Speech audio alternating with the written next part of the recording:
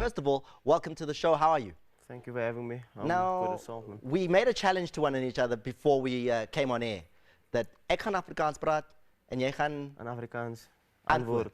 En as ek in Engels vra, dan antwoord jy in Engels. So it's going to be tricky because my Afrikaans is very rusty, maar ek gaan probeer. Okay. So sê vir my, Rio Olympics.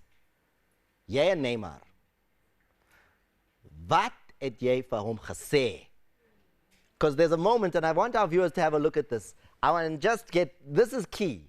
Because Mobara and Neymar all over the field, Mobara didn't see him, and then this happened. So wat het jy gesê? Bietjie Afrikaans gepraat? Yeah, obviously I have to speak Afrikaans because he didn't speak English either to me. So I had to speak a language where he couldn't understand. So I obviously didn't know what he was saying. So I said something in Afrikaans which I knew he won't understand me. What was he something? If it's pass, swearing, yeah, don't say it. But give us an idea. Was his mother involved? No, his father. His father. His pa? Sy pa, yeah.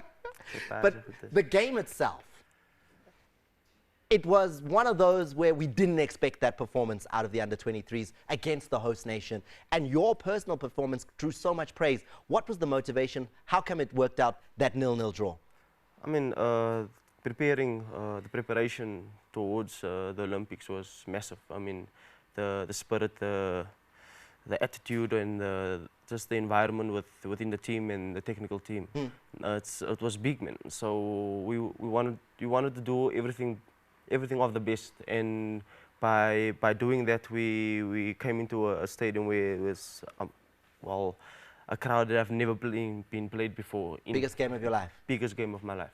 And not just the event itself, the Olympic itself, just the crowd alone, just coming onto the field, just hearing the sound velocity, and all of that, it just brings a lot out of you, and the excitement that came with it. And I think from all that in the individual brilliance and obviously the hard work that we put in. So you then said, nee, vandag gaan ek nie verloor nie. I knew I was gonna be marking Neymar before the game started, so. A little bird told me that when that game ended, the referee even had a little thing to say to you. Actually, during the game, while the game was still on. Oh, it was during the game. So what does the ref come to say to Mobara as the match is happening? He said, the first time he approached me, he said, keep doing what you're doing because you're doing something that I've never seen people did before. And then halftime came and he explained to me why I said so. And he said, because I'm not in a hurry to make a tackle. I'm waiting patiently for the right moment, and that is actually working for me. And he said if you can continue doing this, you will eventually get frustrated.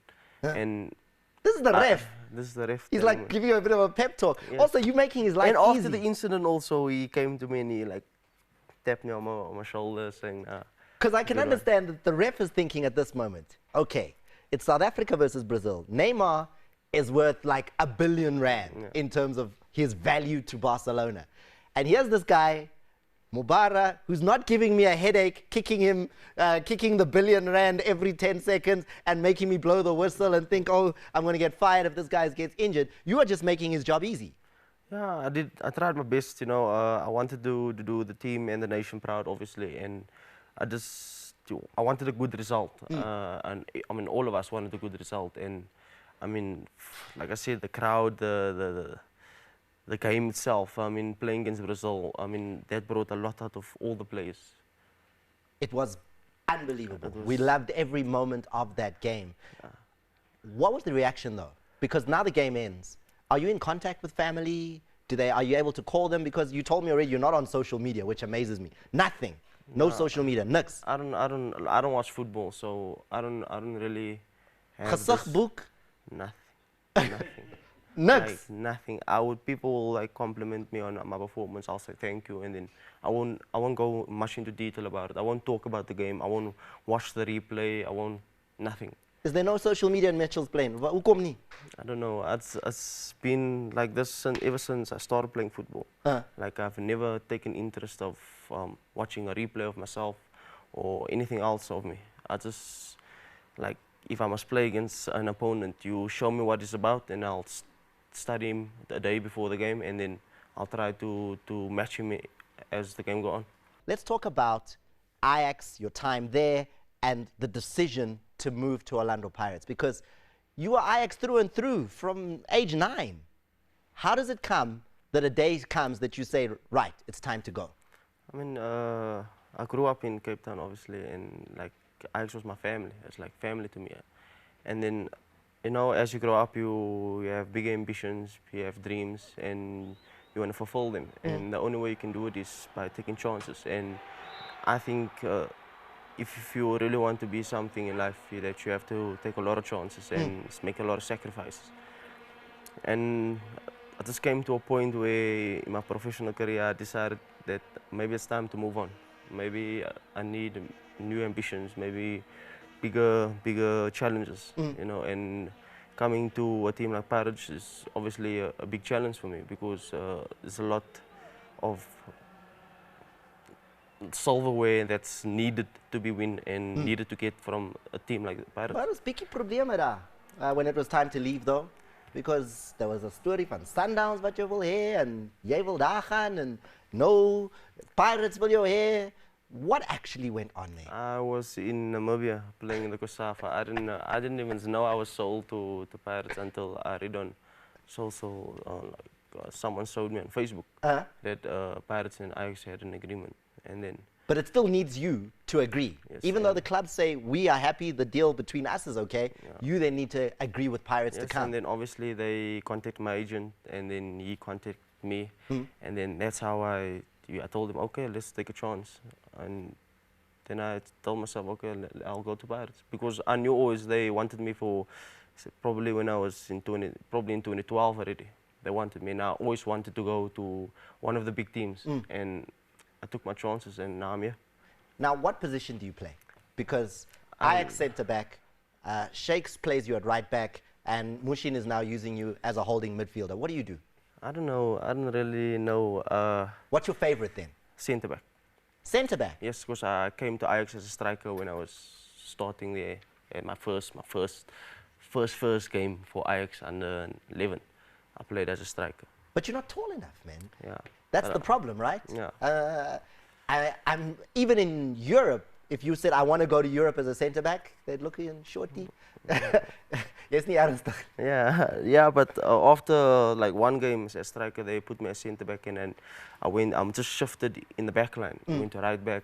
So what's the adjustment like now to play as a holding midfielder? Are you enjoying it, struggling with it?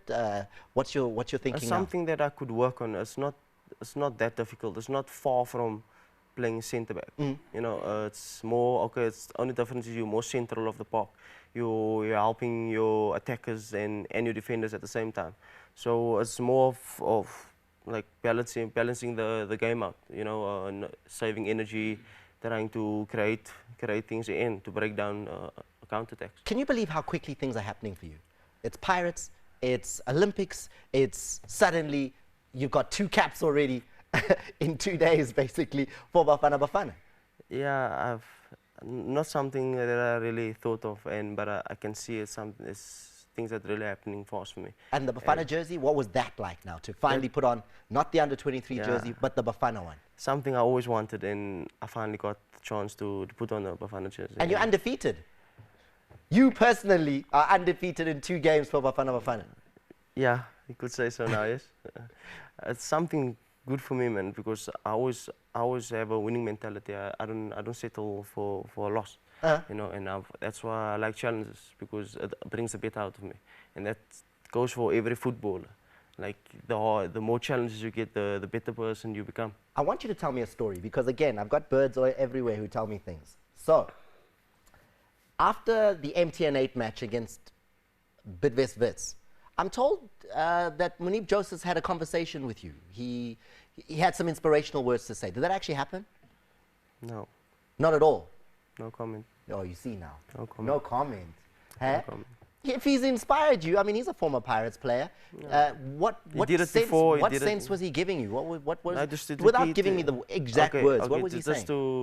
In a nutshell, just to keep focus, to stay strong. You know, that we are here because of the Almighty. You know, he kept reminding me that the Almighty brought me here and he wanted this for me. So all I have to do is believe in him, trust in him, and then things will happen for me. Especially because, as a Cape Town boy himself, Yeah. the move to Joburg can be difficult, right? It is difficult because basically you're all alone. You're in a team where you hardly know anyone. Maybe this is all players you played against. They were your opponents. They were never your teammates. They were your opponents all the time. So it's strange how football can change your life. I mean, one day you were the opponent, and the next you were a teammate. Is what Muneeb had to say, did it affect you? Was it powerful? Yes, it was actually powerful because, you know, sometimes you feel like things are not going right for you, and then you just sit back and just think about what the Almighty, this is what the Almighty put out for you, and He only gives His toughest challenges to His better warriors. Thank you, Abbubaker, for taking the time to be with us.